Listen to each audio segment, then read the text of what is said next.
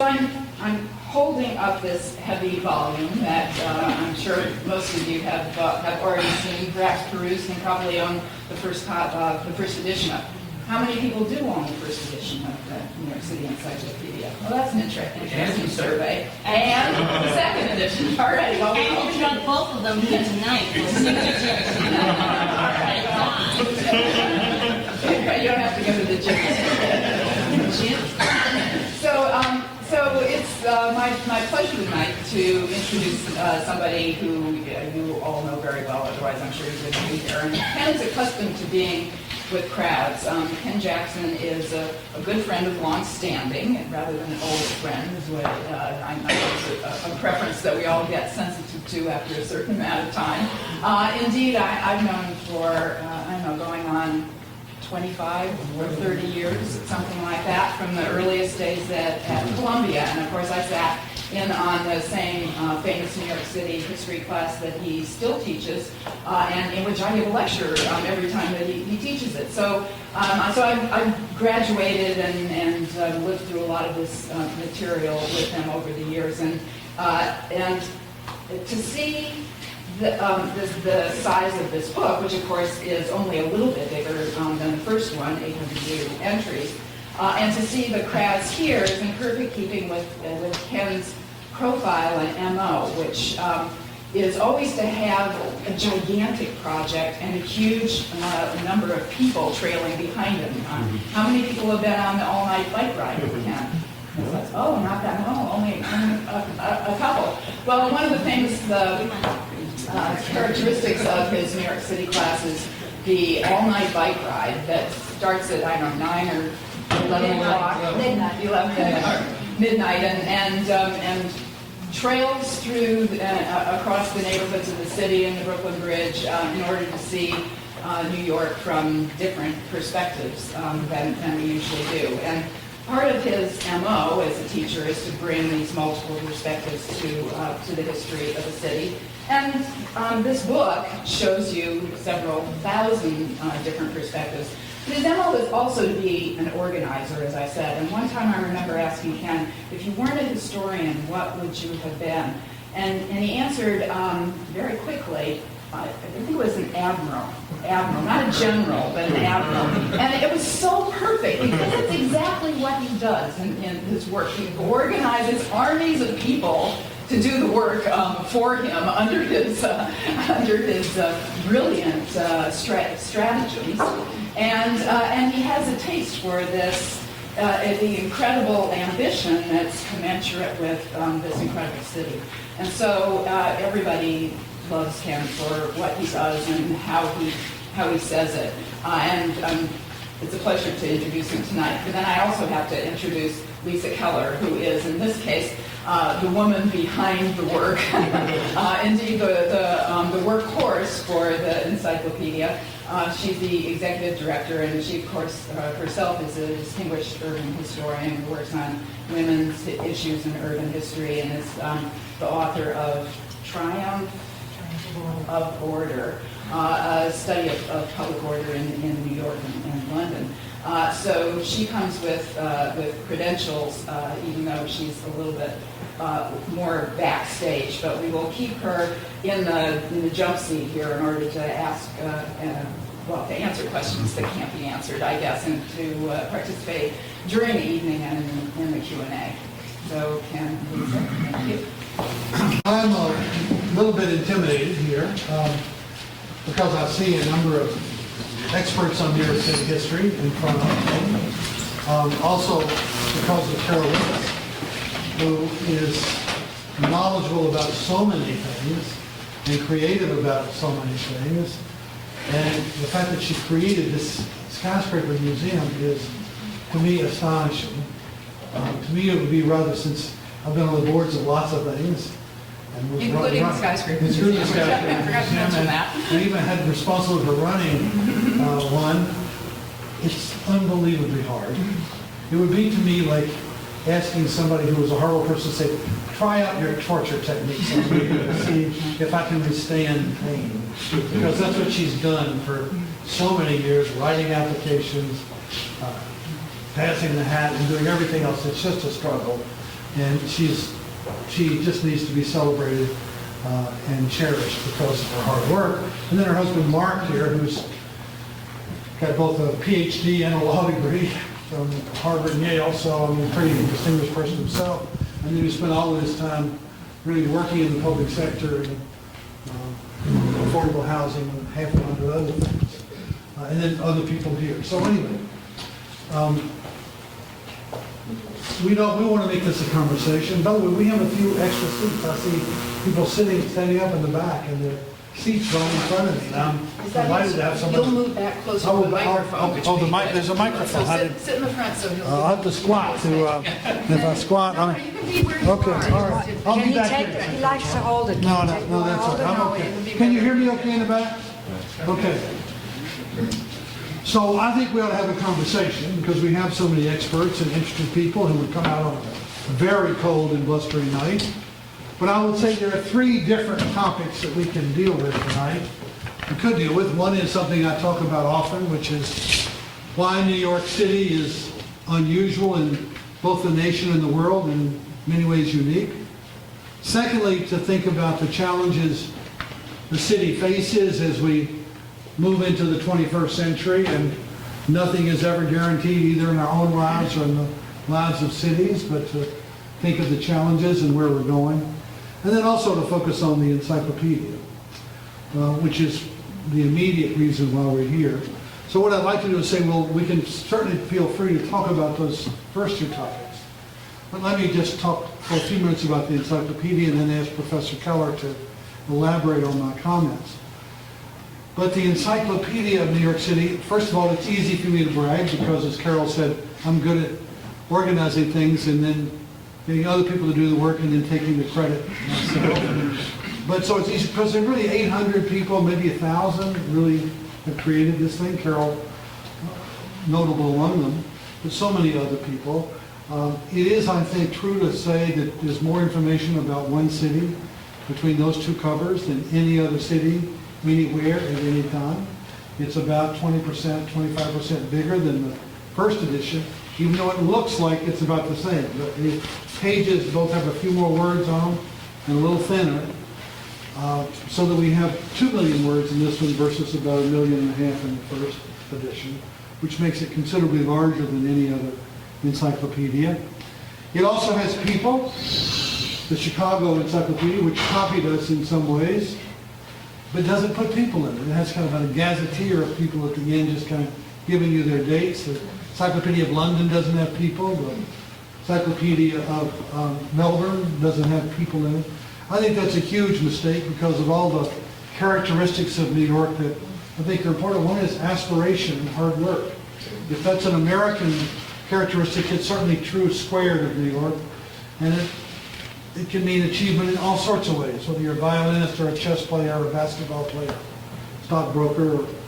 We also have entries on people like the subway hero. I think anybody who jumps onto a subway track and lets a train pass over him to save somebody he never saw before, at the very least he can get an entry in the Encyclopedia.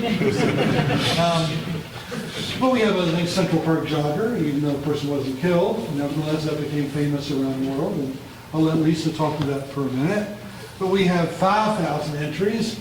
I never realized that was a little bit different from Chicago in other ways. I recently opened up, and by the way, I was involved in the Chicago Encyclopedia. I think wrote for it, and they're all friends. It's second to us. It's probably the most successful.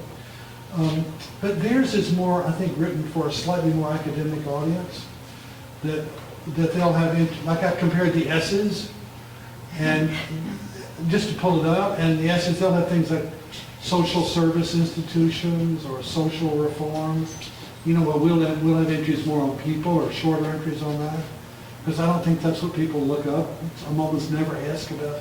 We have, of course, long entries as well on Brooklyn, on literature, on architecture, on skyscrapers. But basically, it's more to settle an argument that you're having quickly about, when did this happen? And also, it's not a place to end research, it's a place to begin. If you really want to know about skyscrapers, obviously there are better places to look than in an encyclopedia or literature, which is a huge entry. But if you just want an introduction, you need to know I need to know something about Harlem. this is a good place to do it. The challenge in a book like the Encyclopedia of New York City is what do you leave out? Because if you do Cleveland or Indianapolis or Louisville, and they've been done, interestingly, they're mostly Midwestern cities. That's a puzzle to me. Why would not Boston or Philadelphia or Washington or other places have them, but Indianapolis, Cleveland, Louisville do? Milwaukee's just started. Chicago. Los Angeles doesn't really, or Houston. So I don't know the answer to that puzzle. But nevertheless, in those cities, they had it both easier and harder than I did.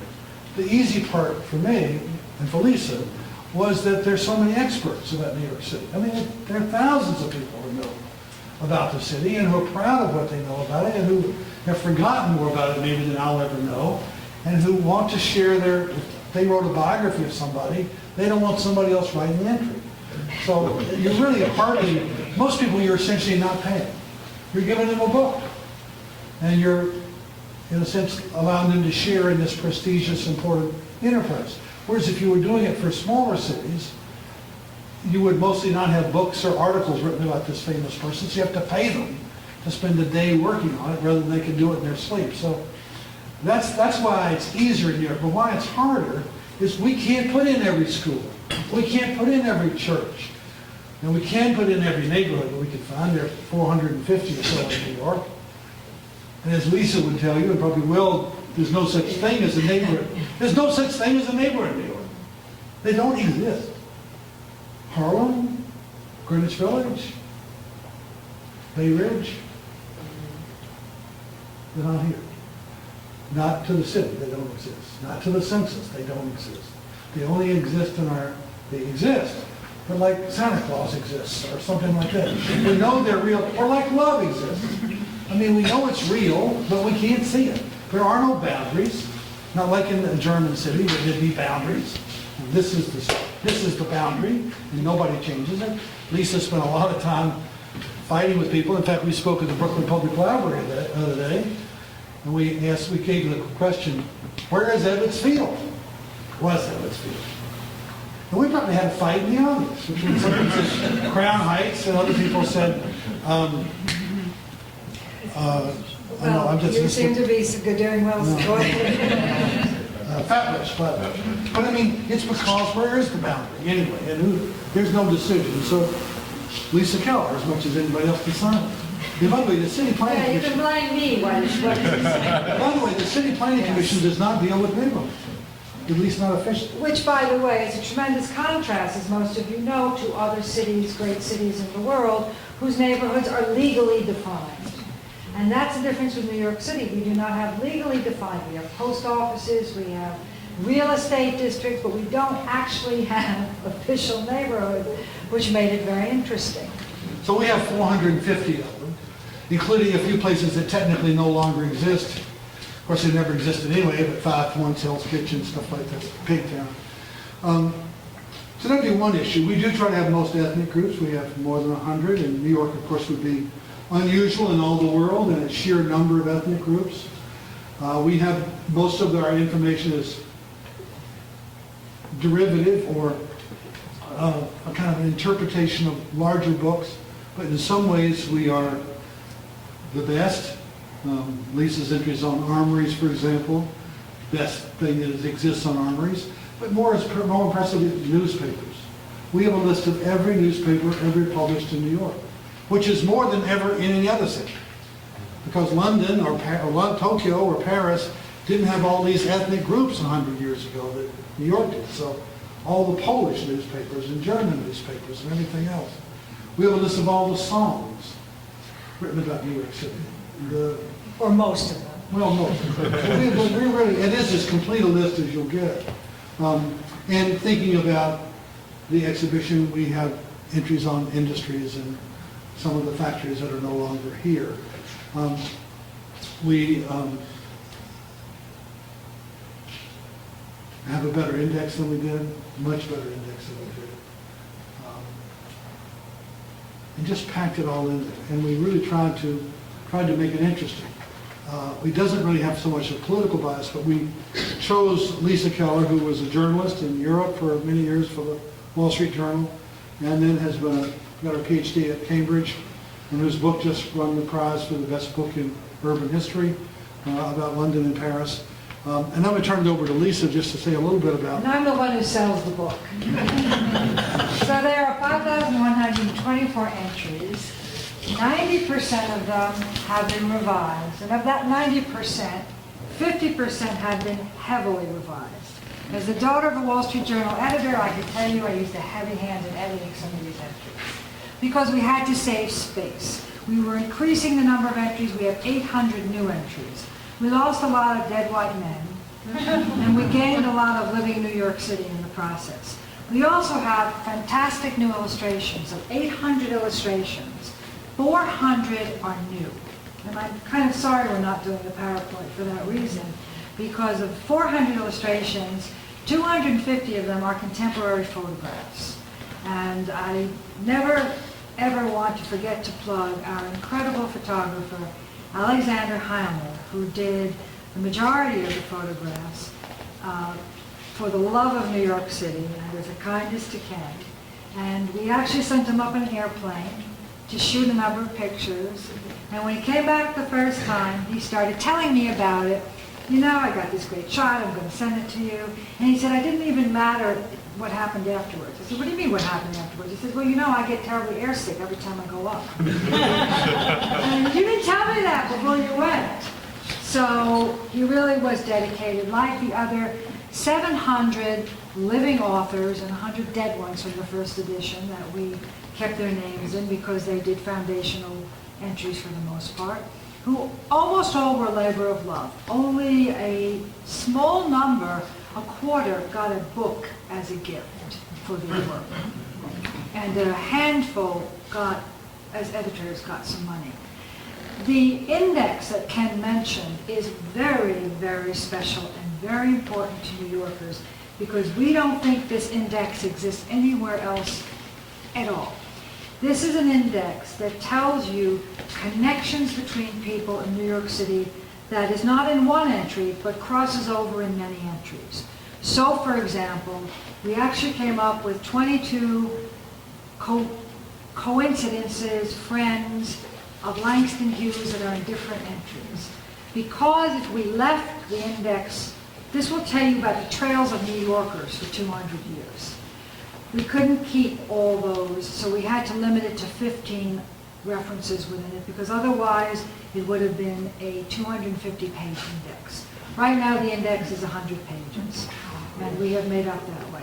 We also have 108 charts and tables, of which almost half of them are either new or completely revised, which is very significant. One of the new charts, for example, is that of the 20 worst fires in New York City. Now you may say, oh, well, 20 worst fires in New York City the chart did not exist anywhere that we could find it. So that was one of the things we sort of cooked up. Some of our neighborhood discussions, I can't say we didn't hang up the phone on each other a few times over those neighborhood discussions when we couldn't find a boundary street. But Ken is set on addresses, so we tried whenever possible to put in addresses, boundary streets, where people lived, and things of that nature. And you all must realize this is probably one of the last print reference books that will ever come out.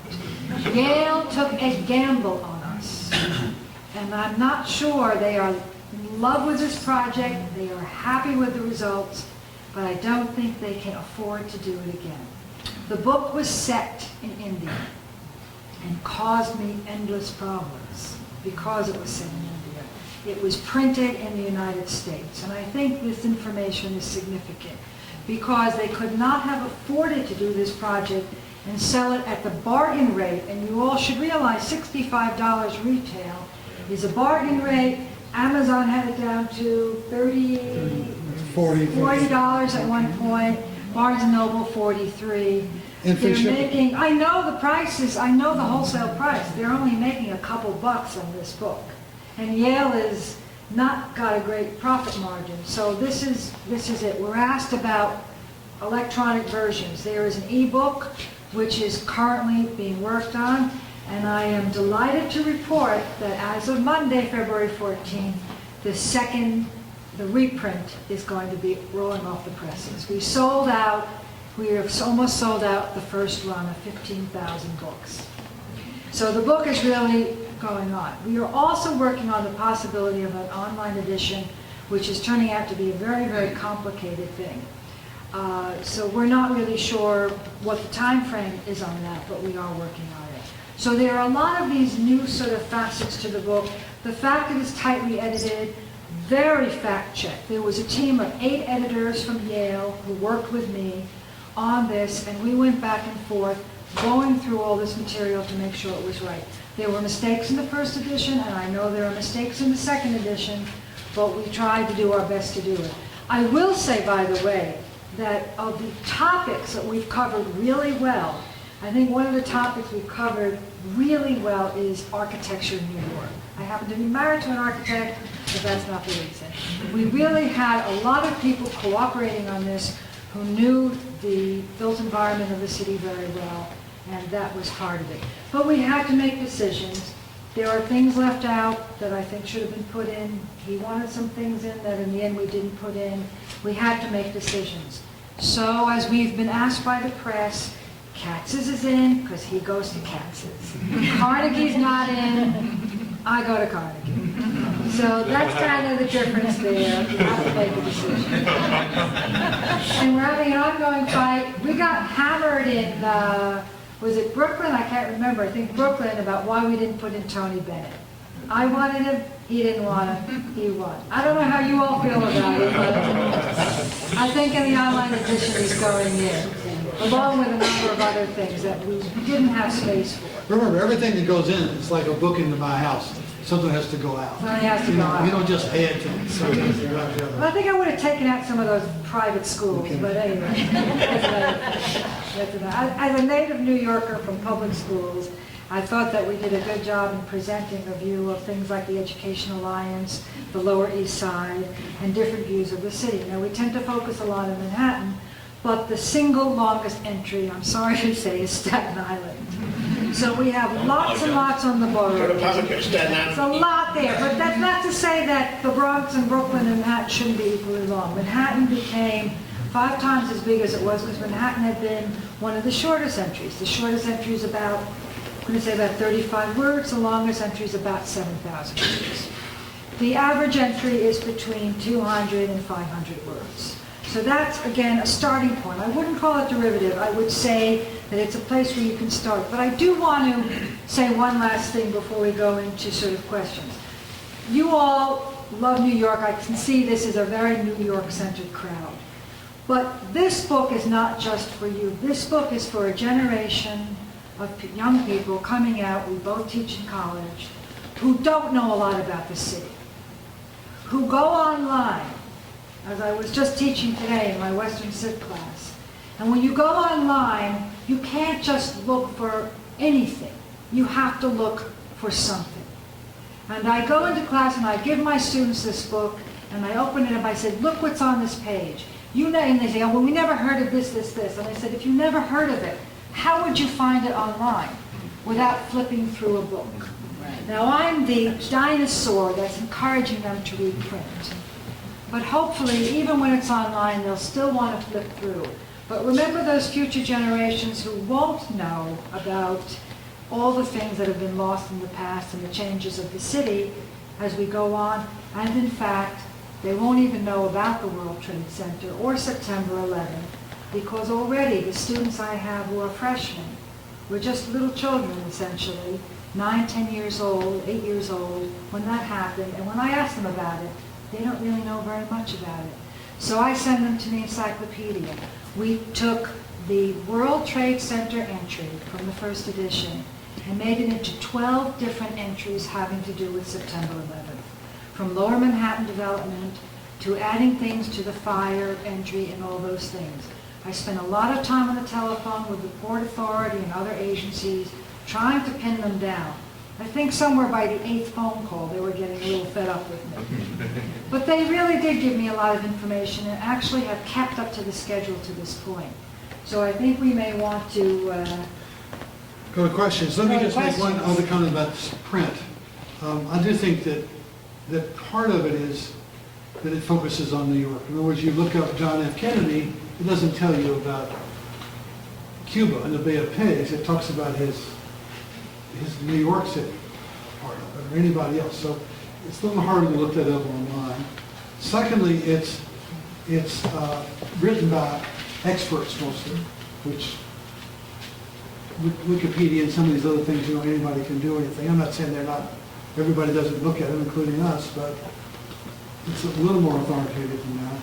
Thirdly, I think it's useful because of the serendipity. It's almost impossible to open the encyclopedia and not look over the page and find something else that you weren't looking for that's interesting. Completely different topic, never occurred to you. And there it is, and I think that's part of the joy of the book. And then I think the last reason why it still sells well, and I do join with Lisa in giving Yale some credit. It's an unbelievable price. It's as big as 25 bucks. You publish a dissertation now, it's $65, $75.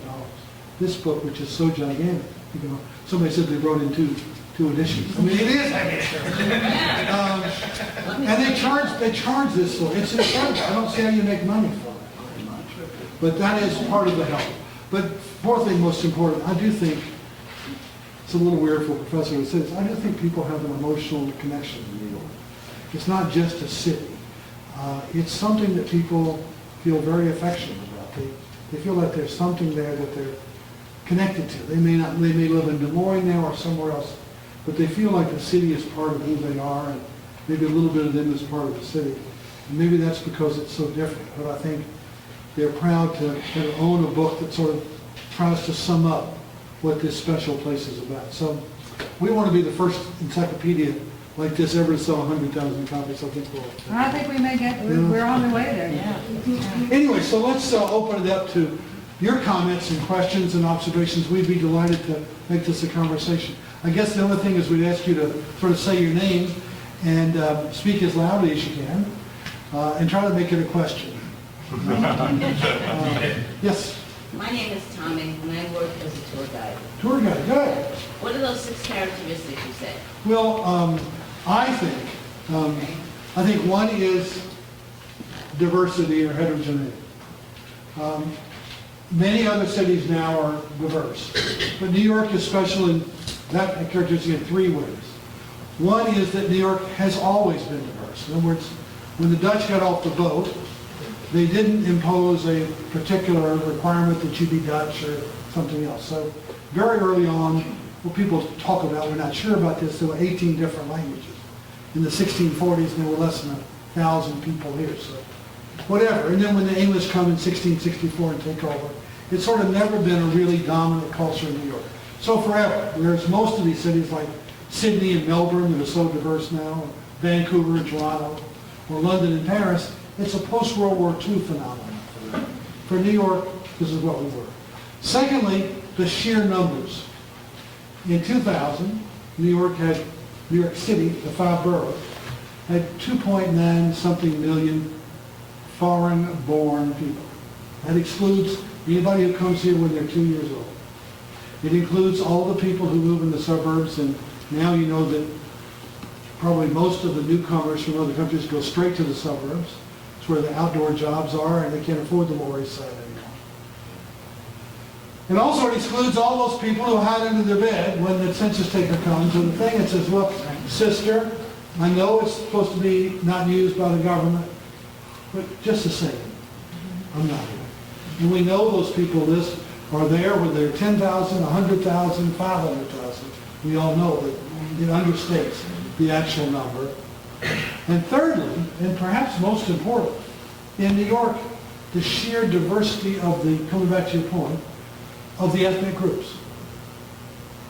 In Los Angeles, it's mostly Chicanos and a few Asian people. In Houston, it's mostly Chicanos and a couple of Asians. In Miami, it's Cubans. In Vancouver, it's Chinese. In New York, what is it? The largest ethnic group in New York City is Dominican Republic. And I want to say it's 14% of the foreign-born, of the city, 4% or something like that. So when you think of Russians and Chinese and everything else, and Puerto Ricans, by the way, aren't really being counted. And that's a giant number in New York because they're Americans. So I think I think that's one. So I'm sorry, I answered all of No, them. that's good. So diversity is one. The second is density. This is the Skyscraper Museum. Carol Willis is the expert on it. But for so many generations, New York was density, and it represented density. Tall buildings, the crowds of the Lower East Side, and even the European cities that were relatively dense, like a Paris or a Prague, they didn't build up. And it's only been in relatively recent years, the last quarter of a century, that Hong Kong and Shanghai, some places in Asia have Seoul, Manila, have become as dense as New York. But in the American context, this was always the most dense place. And it also combines, as some Asian cities discussed, both living in high buildings and working in them. In Paris, people live in high densities, but they don't work in them. In Tokyo, they work in high buildings, but they don't live in them. And New York has always, in a sense, brought them both together. But we can talk about density. Carol knows more about it than I do. Thirdly, aspiration is one we can talk about. It's an American phenomenon, but it's especially true in New York. You know, after all, the World Trade Center, it's bigger than the steeple of Trinity Church or any other church.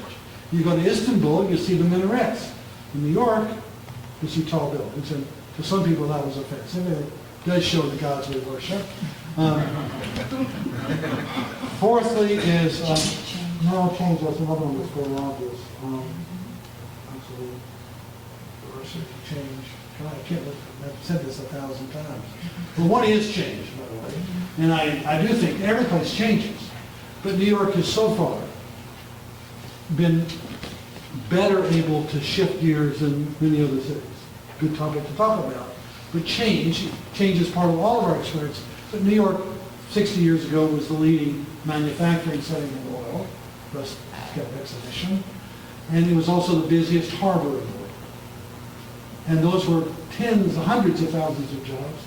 And essentially they've gone poof.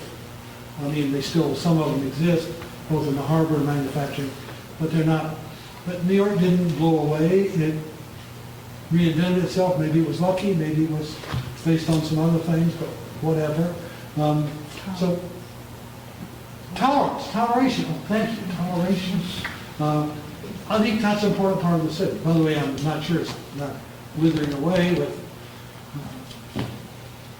calorie counters everywhere, and you can't smoke outside. And I don't smoke, but I mean, I do think, come on, this is supposed to be a world series. We're supposed to be able to get screwed if that's what you want to do. You know what I mean? But you know, everything in New York, we got mother hens looking at us. But I do think toleration is important. I mean that in a serious.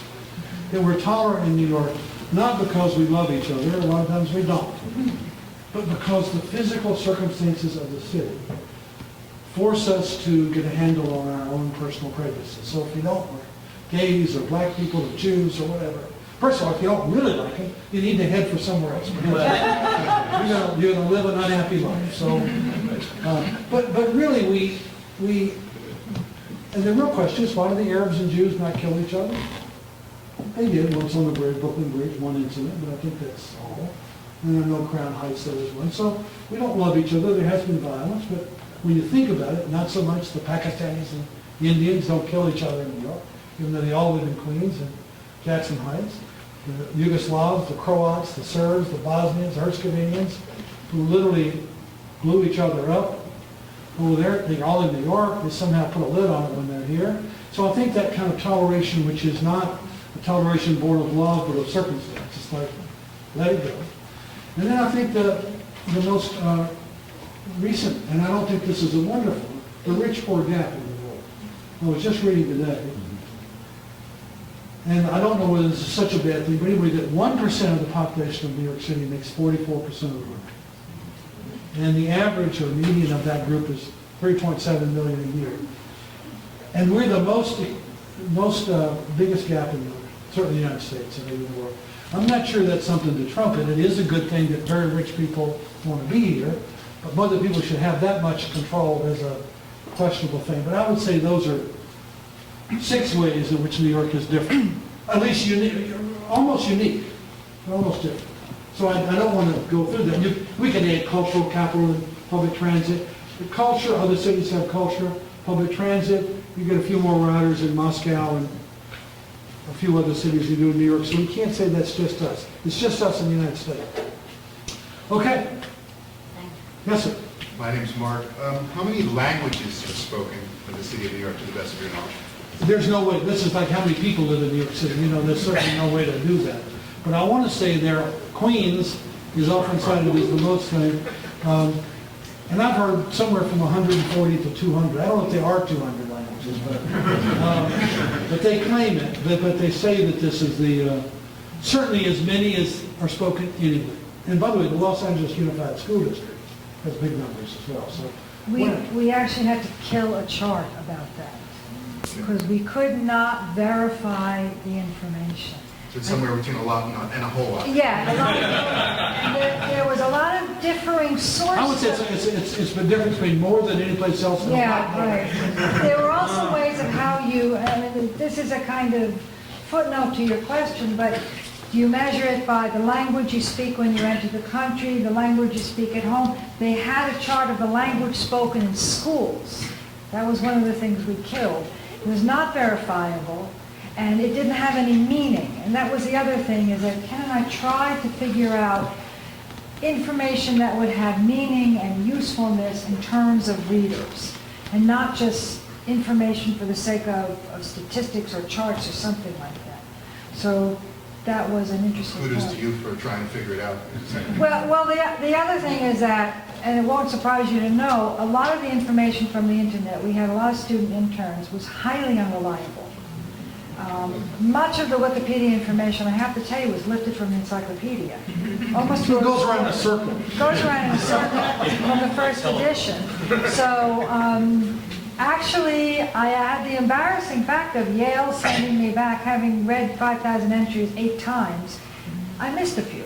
And I got up to page proofs where they said, have you noticed that this is in Wikipedia? And I guess I missed that, and we had to do some last minute changes. So some of our information was like that. But internet material was not reliable, which, by the way, I do also want to note, we have very, very short, we changed from the first edition, very short bibliographies, because scholarship has changed. We try to put in the most recent things, but we only put in websites when they were more or less stable, permanent websites. And when Ken referred to foreign language newspapers, we did not include websites of periodicals to a large degree because we could not prove their stability, that they would be around more than a year, a couple of years. We didn't know what was going to happen. In the course of putting out the book, our closing date was March 31st, 2010. And from March even until July, when we went to the printers, there were a lot of things that happened. I did get a number of deaths. So we do have material updated after that point. Okay, sir. Hi, my name is Alan. In dealing with architecture, how does your book differ from the AIA guide? I was just using the AIA guide. That's a very interesting question because the AIA guide is very specific about buildings. We had to present it in various entries. The architecture entries are very big entries. Well, we should let Carol answer. Yeah. You wrote part of it, but I'm sure she's very familiar with the AIA guide. But the architecture entry would be a little more about architecture. I mean, go ahead. You want to respond? No, But what we try to do is, again, the purpose of the encyclopedia is for people to find out something they don't know about. If you're an expert on architecture, you may learn a few things from the entry, but you probably know a lot of the stuff. But there are a lot of people who won't know most of the stuff. So the entry is aimed not so much at detailing specific buildings, but giving you an overall sense of styles, changes, places of these things, and a sense that you can get and say, so that's kind of that sort of style and that kind of place. Then there are specific buildings, and we do have cross-references. If you see small caps, those are cross-references, and you'll see some of the buildings. So we try to give that sense really more than anything else. Although AIA Guide is a great book, but if you just think of it's a this, different book. It's organized by walking through the city. In other words, it's organized by place rather than by topic, and it's almost entirely, but I'll tell you that somebody was murdered there or something like that. Basically not. So. I would say the same principle. And it'll be 1/5 the size of this book in terms Yeah. of information inside. The same principle applied, by the way, to the September 11th entry.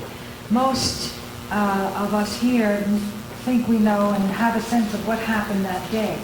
But you would be amazed by the fact there actually was no short sort of factual description without some kind of a point of the description. So we wrote it from scratch ourselves to give people who had never really known much about it, hadn't lived through it, and said, what will they learn about this event so they can get the facts and go on from there and find other information. Okay. Yes. Yep, Don. So, in between the two editions, what are the ways in which your own thinking about the city has changed? Well, I always wanted to do a second edition because I wanted to do it soon, 5 years, and then life intervened, and then World Trade Center. I would say the single biggest thing was the World Trade Center. But just think J.P. Morgan and Chase were separate companies. B. Altman's was a department store. MetroCard and EasyPass had started. Crime was going up. Remember the early 1990s now. Huge issue is it's going down. The whole, in a sense, not rebirth, because it had already probably started before that, but Mayors only had 2 terms. it's really, I mean, we caught the rise of the city, I think. And I'm pleased to note that when President Clinton went to China, he took the Encyclopedia with him, and one of his gifts. And when the New York Giants played in the Super Bowl against Baltimore, Giuliani betted against the mayor of Baltimore, knowing that Baltimore didn't have an encyclopedia. But I think that it is, I think I never realized how much the city had changed. I never realized all the new topics. I mean, Lisa reminded me that somehow we had entries on churches, but why did I forget synagogues? Or for that matter, mosques. The world's biggest Jewish city had no entry on synagogue. So there were some things we'd forgotten. By the way, the one big mistake in the first edition was Municipal Art Society. We just fell through the However, I think synagogues is more important. But maybe that's good because we didn't think about them. We just forgot about it. I guess we forgot about synagogues and mosques. And by the way, the synagogue's entry is written by, I don't know if you've seen it, Carol, but you'd really enjoy it, David Kaufman, who is a fantastic Jewish architecture. I learned so much from this entry. I did not know the shul with a pool business. And there's all sorts of other things that came up. It just, when we learn stuff, we've been asked about, sort of things that have surprised us. I think in the synagogue's entry, the shul with a pool, which I should have known about as a native New York Jew from the Lower East Side, I didn't know about. And Ken, you've been asked this question quite a lot about, what have you learned and what was new about some of the entries. It was always something. There was always some new person or something that we didn't know about. Well, I'm not sure, Don, that we really realized the importance of the crime decline. I mean, it had been really going up until 1992, and the truth is, we almost, because of Lisa, this one wound up quicker. In other words, the first time it came, we really finished work on the first edition, which was published in 1995, in 1992. But we were trying to get those last 47 entries, which didn't come in. So the crime thing would have been still kind of going up. And I think we missed that. And so much of the renaissance of New York City in the last 20 years is due to crime, I think. The lack of fear. I mean, I'm not saying nothing ever happens. This is one of my favorite statistics. Only 8 women, you should say only 8, women were killed in 2010 in the whole city by somebody with whom they were not with somebody with whom they were not in. You might as well be worried about falling tree limbs on your head. I mean, in other words, it doesn't happen. Women, no matter how much people are fearful, women are not murdered in New York City by strangers. It's statistically 1,000,000 to 1 chance. So there's no chance. There were fewer homicides in Manhattan last year than there were in any town since they've been keeping records. And how bad it was. This is how bad it was in the 1970s. There's a building, some of you know the Italian restaurant Scaletta's. It's 77th and Columbus, a very upscale restaurant. It's only open at night. It's at 50 West 77th Street. 8 homicides of women in that same building in about an 18-month period, and the police didn't notice it. Actually, the guy thought he killed 11 people. I think they finally got him for 9. And he worked there, and he was just knocking off these women in the building, and some of the police detectives in the 20th precinct couldn't add up the numbers. And the detective was transferred, by the way. So that's good. But that's how bad it was. There won't be 8 people killed on the whole West Side in this year. You know what I mean? It's just a different world. And that has everything to do with it. It can go back. I'm not saying it won't go back. But my speech is that it won't go back because of density. I know Carol Willis is a great defender of density. But I would say it has a practical thing to it. It actually makes it safer. Not just because most of you didn't drive here, came here on public transit. That means you won't likely die in a traffic accident, which is how most people of your demographic would die, not by homicides in any case, but because somebody's watching you all the time. First of all, there are cameras everywhere, and we're putting in more and more. You have easy passes and Metro cards, and when you retire or get old enough to retire, you carry a white Metro card, which will tell you that you got on the number 11 bus at 6:18 today, and everywhere else, in every subway and everything like this, your telephone, whether it's even off, I have a telephone that's off, it can be traced. You know, I mean, and then the video cameras for every ATM machine, every delicatessen. You're on candid camera all the time. So the only crime that's really taking place now, which is inside, where the police can't go. And so I think actually crime will not go up a whole lot in a dense place like New York. And Comstat is a new entry, and we'll see what happens with that. But I think it's because of density, and also it's because of us. If you believe it's safe, and then act on that belief so that you go out, then you will actually make it safe because of what Jane Jacobs called eyes on the street. There's no proof to this, but what we do know is that it's probably certainly the safest big city in the United States. And actually, given the crime in Europe that's going up, it's almost looking pretty good compared to a lot of different places. But anyway, that's the long roundabout way of answering that. Who has any other observations? Disagreements? Fine. I have an Fine. I have an observation on crime. Crime. And I'd like I'm going to make a statement and then ask you if you agree or disagree. Bob Fox is one of New York's great architects. Thank you. 3 things happened at once, I think. The largest class of new policemen was brought in under David Dinkins. Yeah, he says 3 things. The largest class of new policemen under David Dinkins. Okay. Then Rudy Giuliani became mayor. Then Rudy Giuliani becomes mayor. And had more police at his disposal than ever before. Right. And I think that's good. But I think the more important thing in terms of crime reduction was the advent of the BIDs, the Business Improvement Districts. So he says the third thing was the advent of things like the 34th Street Association, Bryant Bryant Park, all these other companies. Well, there is no answer. There is no answer. So you all heard what his 3 statements were. Other people would say, first of all, Freakonomics says it has to do with abortion rates. Another answer was it has to do with we incarcerated so many people, some of them unfairly, but the fact that we tripled the size of the prison population was another answer. Problem with that answer was Texas incarcerates twice as many people per capita, and they have a higher crime rate. Thirdly, that it had to do with the broken window theory, which is that in 30 years ago, essentially, burglary was not considered a crime in New York City. It was a crime, but the police couldn't be bothered with it. And after all, we've got rapes and murders. How can we be concerned that while you were out of your apartment, somebody stole your jewelry? And that's not official, but that was in fact. The mayor's 10-year housing.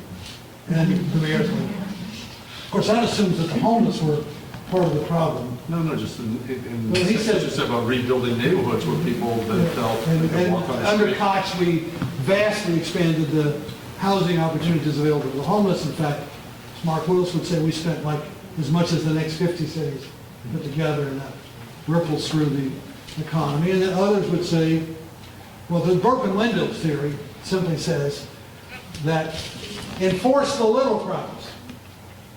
Somebody's drinking a beer out of a can in public. Somebody's urinating on the street.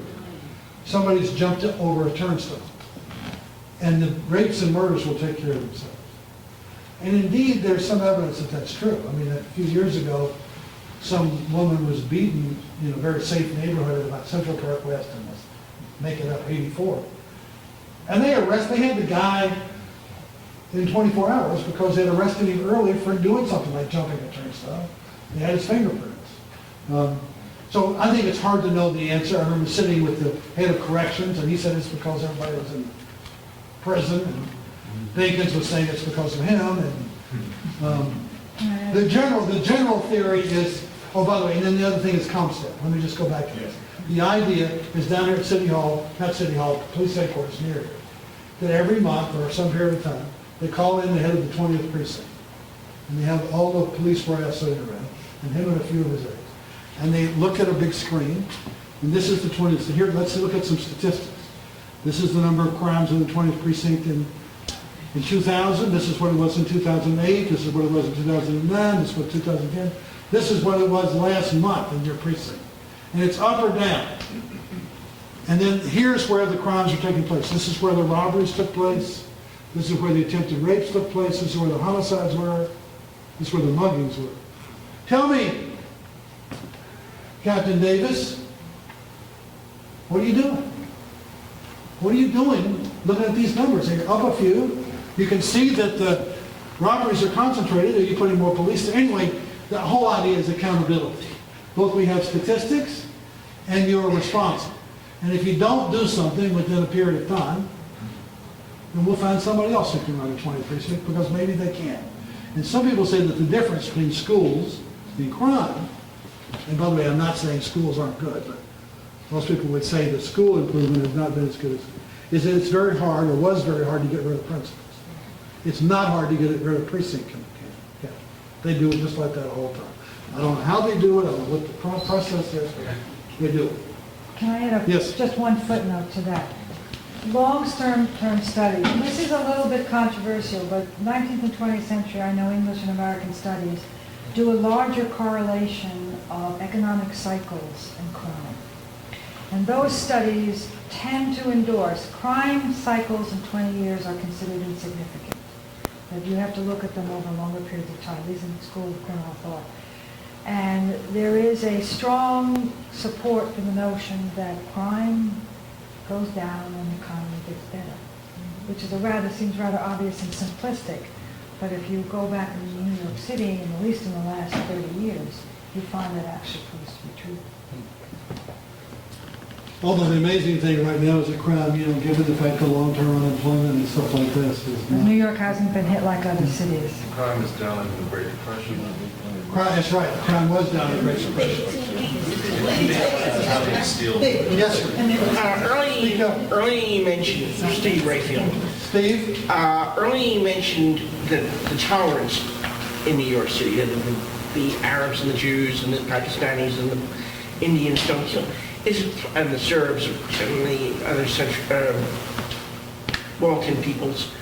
Is it possibly because they come here, they're immigrants, and they don't feel that it's their land, whereas you have, going back to the Balkans in particular, this tradition of the Turks invaded us, and these people invaded us, and it's our ancestry has been taken away from us. Whereas in New York, I'm going to the melting pot theory. He's asking about why it seems that the ethnic groups don't fall on each other as much as they do in other places, back in the old world. Again, I don't know the answer. Yeah. Anyway, but I do think, and I would say toleration rather than tolerance. I don't know that we actually love each other more. But I do think John Rocker, for example, who was the Atlanta Braves relief pitcher, who didn't like New York. But the number 7 Express has been landmark. Every stop is a different country. If that's not good for you, stay the hell away from the number 7. But I do think toleration is different from tolerance. I do think New York imposes a toleration. But the other thing here is that because it's so big and so diverse, nobody frankly gives a flying damn about this town in Bosnia or Kashmir. We never heard of it. We couldn't give a flying damn about that kind. And you realize it very soon. You're all considered, I'm not going to say scumbags, but you're considered no, but Pakistanis and Indians, hey, they're the same thing as far as we're concerned. Who over here can tell the difference between a Bosnian and a Croatian? They made it hate. So in a sense, to Americans and New Yorkers, that's a petty fight. Leave it alone. And I don't know if they perceive that, well, just think about it. The Irish, they were not from Ireland when they came.